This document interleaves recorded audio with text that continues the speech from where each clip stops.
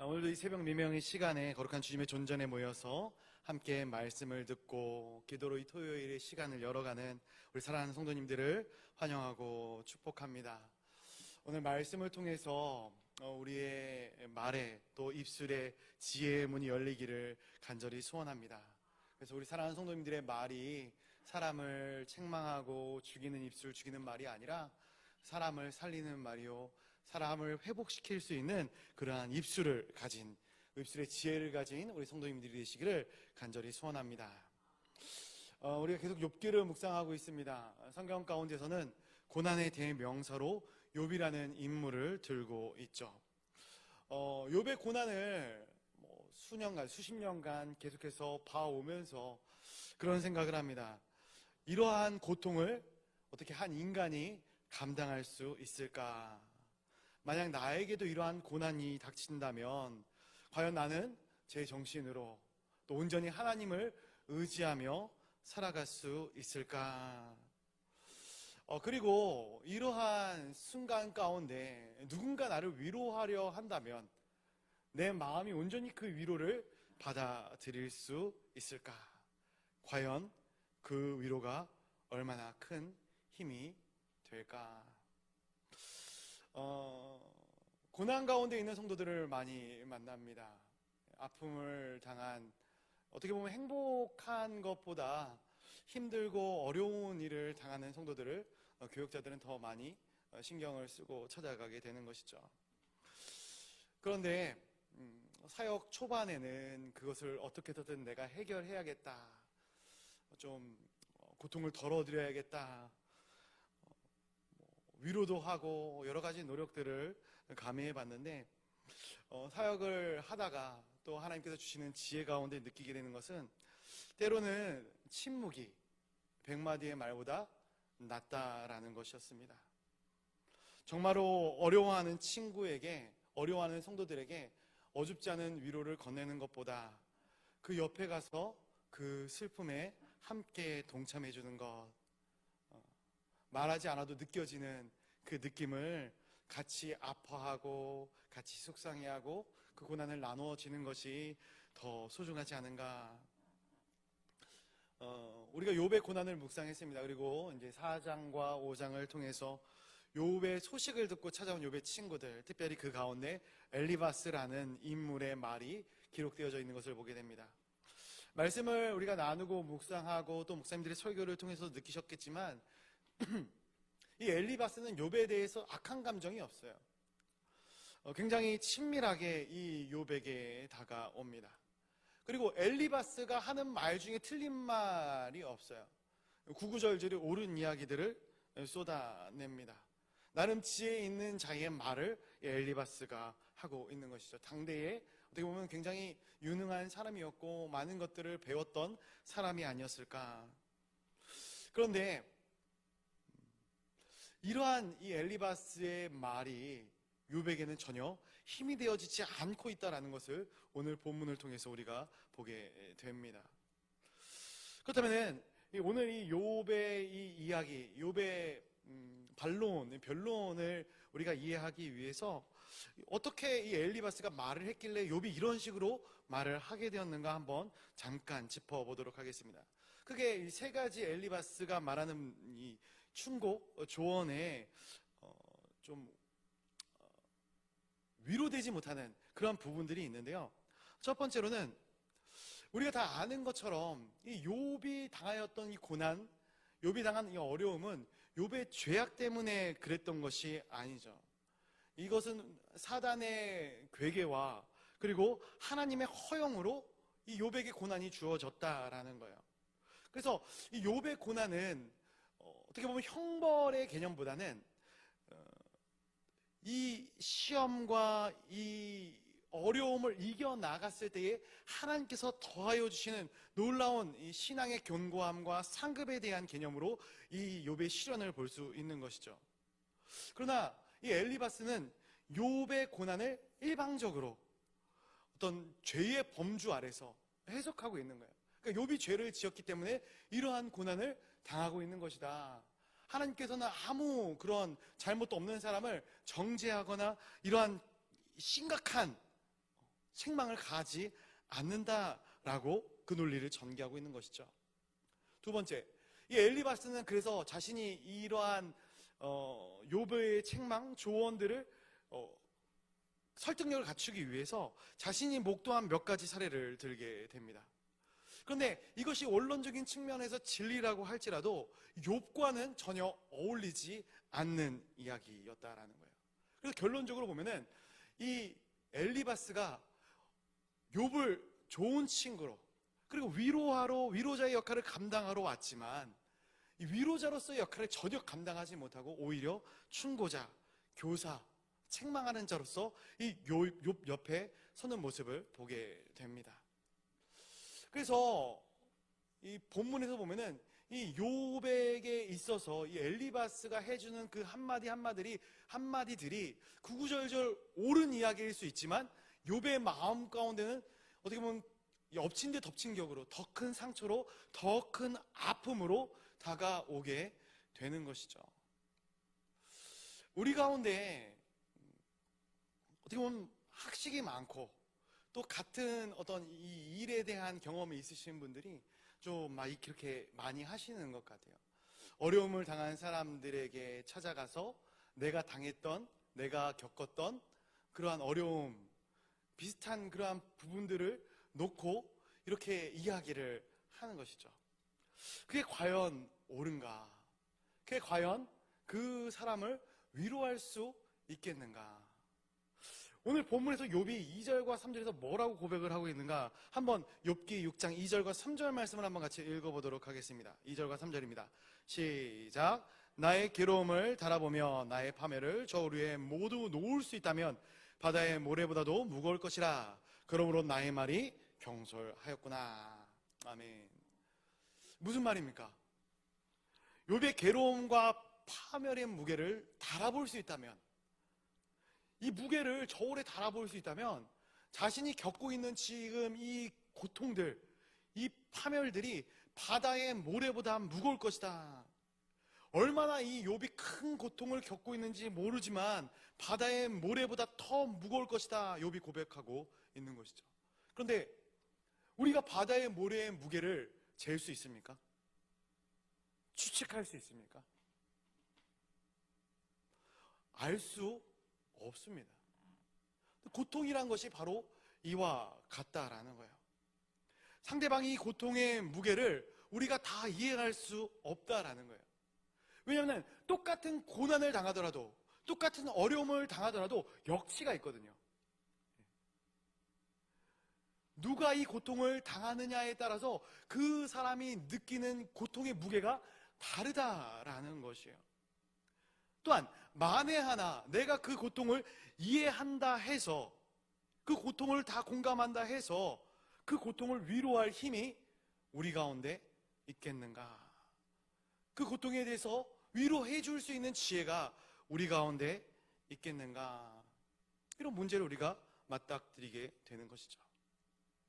그래서 이 고통이라는 부분을 우리가 놓고 묵상할 때 고통이라는 것은 비교 불가능한 것입니다. 저와 우리 성도님들이 당하고 있는 고난과 고통이 다 틀려요. 제가 느끼기에 내가 지금 현재 당하고 있는 고난과 어려움이 더 크다고 생각해서 제가 우리 성도님들보다 10배나 더 어려운 고난을 당하고 있습니다. 이렇게 말한들 이게 확실한 건가? 이렇게 이야기할 수 없다라는 것이죠. 지금 욥은 자신이 당하고 있는 고난, 물론 욥이 굉장히 심각하고 어려운, 우리가 눈뜨고 보기에도 굉장히 안타까운 그런 고난을 당하고 있지만 그 자신이 스스로 생각하기에도 자신이 당하고 있는 고난이 바다의 모래보다 더 큰 고통이다. 그렇게 고백을 하고 있는 것이죠. 그래서 4절에 욥이 이렇게 다시 고백을 합니다. 이어서 고백을 하는데 우리 4절 말씀도 한번 읽어볼까요? 4절입니다. 시작. 전능자의 화살이 내게 박힘에 나의 영이 그 독을 마셨나니 하나님의 두려움이 나를 엄습하여 치는구나. 아멘. 전능자의 화살이 내게 와서 박혔다라는 거예요. 하나님께서 나에게 화살을 쐈다. 이 고난의 화살을 쏘셨다라는 것이죠. 그리고 그 화살에 무엇이 묻어 있는가? 독이 묻어 있다라는 거예요. 나의 영이 그 독을 마시고 있다라고 욥이 고백을 하고 있는 거예요. 욥이 계속해서 하나님께서 나의 목숨을 취하여 갈 것을 요구하지 않습니까? 단번에 죽는 것이 차라리 편할 정도로 엄청난 고난을 이 욥이 경험하고 있는 거예요. 독을 마시고 죽어가고 있는 것처럼 순차적인 고통을 욥이 당하고 있는 것이죠. 차라리 한 번의 죽음을 맞이하면 덜 고통스러울 텐데 몸 안에서 독이 자리하고 그 독이 퍼져서 내가 죽음을 인지하면서 천천히 죽어가는, 두려움을 느끼면서 죽어가는 이 욥의 감정이 우리 가운데 얼마나 느껴지십니까? 그런데 이 4절의 고백 가운데 이 자신의 몸에 독이 퍼지는 이 엄습하여져 오는 두려움보다 더 큰 두려움이 있어요. 뭐냐면은 이 하나님의 두려움. 이 하나님의 두려움은 어떻게 보면은 하나님께서 욥에게 주신 여러 가지 두려움들을 이야기하고 있는데, 이러한 하나의 부분들보다 사실 욥이 가장 두려워하고 있는 것은 무엇이냐면은 자신이 하나님의 공격의 대상이 되었다라는 거예요. 내 재산을 잃어버리는 것보다, 내 자녀가 다 죽게 된 것보다, 내가 건강을 지금 잃어버린 현재보다 더 두려운 것이 있는데, 그것이 무엇이냐면은 하나님과 나와의 관계가 단절되어져서 그 하나님과 소통할 수 있는 창구가 완전히 닫혀져 버리는 그러한 것들을 욥이 느끼면서 두려워하고 있다라는 거예요. 이 말씀을 묵상하면서 과연 우리가 하나님을 믿으면서 신앙생활을 하면서 정말로 두려움을 느끼고 있는 이 두려움의 가치가, 두려움의 대상이 어디 있는가 한번 생각을 해보게 됩니다. 물질이 궁한 사람은 당연히 물질이 두렵겠죠. 그렇죠? 가족을 소중히 여기는 사람, 자녀를 소중히 여기는 사람은 내 자녀의 건강, 내 가족의 건강을 잃어버리는 것, 이것이 마음 가운데 두려움으로 자리할 것입니다. 근데 우리 신앙인들에게 있어서 가장 큰 두려움은 무엇이냐면은 우리가 하나님과의 소통이 단절되는 것, 우리의 죄로 인하여서 하나님과의 관계가 완벽하게 끊어져 버리는 것, 이것이 가장 두려운 것이죠. 욥이 지금 느끼고 있는 두려움이 바로 이러한 두려움입니다. 근데 여기서 엘리바스는 이러한 욥의 마음을 모르고 있는 것입니다.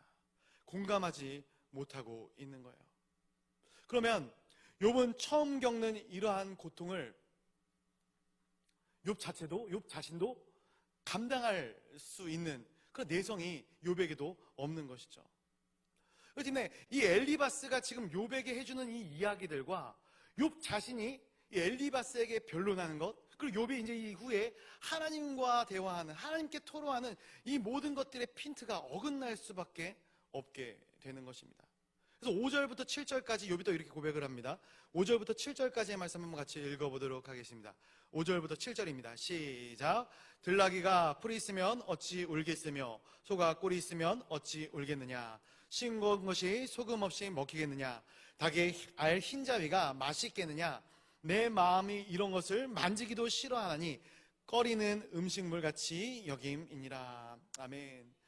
지금 욥이 이 부분에서 두 가지 예를 통해서 자신이 당하고 있는 이 고난을 정죄하고 충고하고 있는 이 엘리바스를 향해서 이 이야기를 두 가지로 얘기를 하고 있는데요. 첫 번째는 우리가 보는 것처럼 5절이죠. 들나귀와 소가 먹을 것이 있다면 어찌 울겠는가라는 거예요.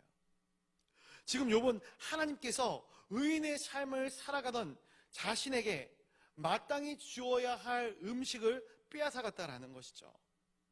그렇다면은 이러한 어려움과 이러한 환경에 대해서 고통 가운데 부르짖는 것은 당연한 반응이다라는 거예요. 여러분, 반응하는 것이 건강한 것입니다. 아플 때 아프다 이야기하는 것이 건강한 것이다라는 거예요. 아기가 젖을 주지 않아도, 밥을 주지 않아도 울지 않는다면, 이 아이 참 얌전하다 이렇게 생각하시겠습니까? 우리의 자녀가 뭔가 필요한 것이 있는데 마음 가운데 꾹 담아두고 우리에게, 부모에게 이야기하지 않는다면, 이 아이가 참 인내심이 좋구나, 건강하구나, 나를 괴롭히지 않으니 착하구나, 이렇게 생각하시겠습니까? 아니다라는 거예요. 필요한 것을 부모에게 이야기할 수 있는 아이가 건강한 아이고, 부모와 건강한 관계를 맺고 있는 아이인 것이죠. 들나귀가 풀 있으면 어찌 울겠으며 소가 꼴 있으면 어찌 울겠느냐. 한낱 민물들도 자기에게 필요한 것이 있으면 울어서 주인에게 요청하는 것이다 라는 거예요. 지금 이 욥의 삶 가운데 이 고난이 찾아왔을 때 욥이 울부짖고 고통 가운데 토로하는 것은 당연한 반응이다라는 거예요. 두 번째로는 친구로서 엘리바스의 조언이 간이 안 된 음식과 같다라는 거예요. 달걀 흰자 같다라는 것입니다. 엘리바스는 왜 고난을 받는가, 왜 욥이 고난을 당하는가 라는 질문에 정확한 해답을 제시해주지 못합니다. 오히려 아까 전에 말씀드렸던 것처럼 이 욥의 마음 가운데 더 큰 고통과 어떻게 보면은 이 상처만 이 엘리바스가 더하고 있다라는 거예요. 욥은 이러한 엘리바스의 조언이 간이 맞지 않는 음식과 같다라는 것을 얘기하고 있습니다. 무미건조하고 아무 의미가 없는 말, 욥의 고난의 본질을 꿰뚫지 못하는 의미 없는 조언을 하고 있다라는 것이죠. 이 말씀을 묵상하면서 그런 생각을 합니다. 과연 나는 성도들에게, 과연 나는 가족들에게 의미 있는 말을 건네는 사람인가? 아니면 정말로 이 맛을 잃은 소금과 같이, 정말로 싱거운 가늘한 이 음식과 같이 무미건조하고 듣기에도 거북한, 삼키기에도 거북한 그런 말을 하는 사람인가? 여러분, 우리가 누군가와 대화할 때 소통이 잘 되는 사람이 있어요. 그렇죠? 내가 얘기하면은 딱 얘기하고, 내가 저기 그럼 거기 딱 얘기하는 사람들, 내 말을 잘 이해하고 내 말의 어떤 본질을 꿰뚫는 사람들과 얘기할 때는 우리 얘기하는 것이 신납니다. 그런데 내가 했는데 뭐? 이럽니다. 내가 저기 했는데 어쩌라고? 이렇게 나에게 피드가 돌아오는 거예요. 그런 사람과 이야기하고 싶으시겠습니까? 우리의 말이 그렇습니다. 우리가 정말 본질을 꿰뚫는 지혜가 없다면, 말의 지혜가 없다면, 우리가 아무리 좋은 말을 할지라도, 아무리 맞는 말을 할지라도 상대방의 마음을 만져줄 수 없는 것이죠. 엘리바스는 욥에게 이러한 우를 범했고, 욥이 오늘 이 시간 이것을 이야기하고 있는 것이죠. 우리 이어지는 8절과 9절의 말씀 한번 같이 읽어보도록 하겠습니다. 8절과 9절입니다. 시작. 나의 간구를 누가 들어줄 것이며 나의 소원을 하나님이 허락하시랴. 이 능못 나를 멸하시기를 기뻐하사 하나님이 그의 손을 들어 나를 끊어 버리실 것이라. 아멘. 지금 그래서 아까 전에도 이야기 드렸지만 욥의 기도의 제목은 무엇이냐면 하나님 나를 데려가 주십시오라는 거예요. 자살할 용기가 없어요. 그러나 이 고통을 경감하기 위해서 이 고통이 얼마나 더 큰지 주님 나를 데려가 주십시오. 많은 성도들이 이러한 기도를 한 번 이상 해보지 않았을까 생각합니다.